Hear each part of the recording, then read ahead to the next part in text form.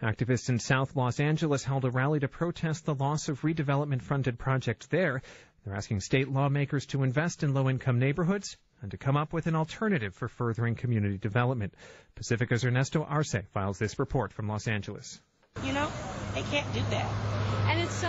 Residents of South Los Angeles stood in front of an empty lot on the corner of 37th Street and Vermont Avenue.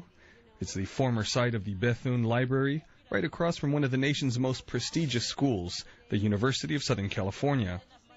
It's also located in a zip code with some of the highest crime rates, unemployment figures, and foreclosure filings in the nation.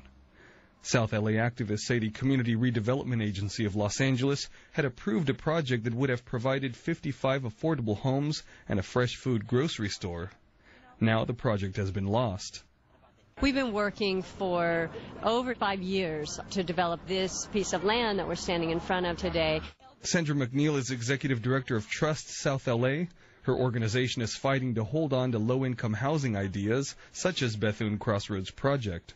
It's distressing to us that these actions of the CRA have taken this land, quite possibly are going to wrench this land from our community. Per Governor Jerry Brown's order, more than 400 redevelopment agencies in California are being shut down. Some of the agency's 3,000 employees will be absorbed into existing departments, but many are now out of a job. Republican Assemblymember Chris Norby of Fullerton says the state can't afford what had become a corporate handout agency.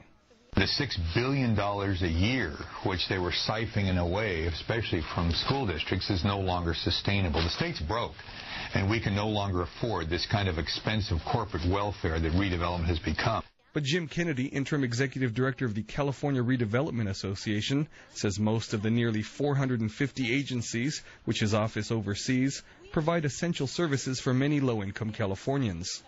The needs for infill and transit-oriented development, affordable housing, infrastructure, jobs is as acute today as it has ever been. Martia Sterling, a South LA resident who stood in front of the empty project lot now in limbo, agrees.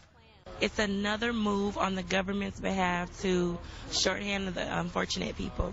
Sterling says the action by the state legislature to shut down redevelopment agencies statewide with no alternative plan in sight will hurt her community.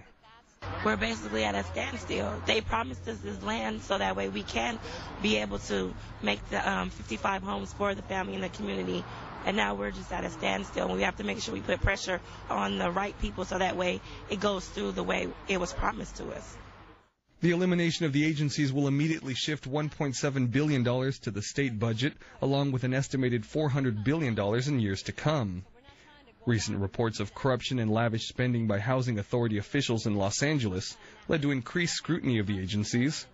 Another report found that many offices were serving the needs of big-ticket stadiums and sports arenas at taxpayer expense.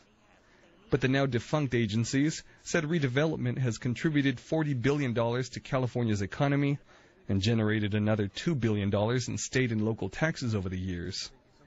Advocates for low-income housing and similar projects say with or without a specific agency, the needs of low-income folks needs to be a priority. In Los Angeles, I'm Ernesto Arce, Pacifica Radio, KPFK. What about the disabled?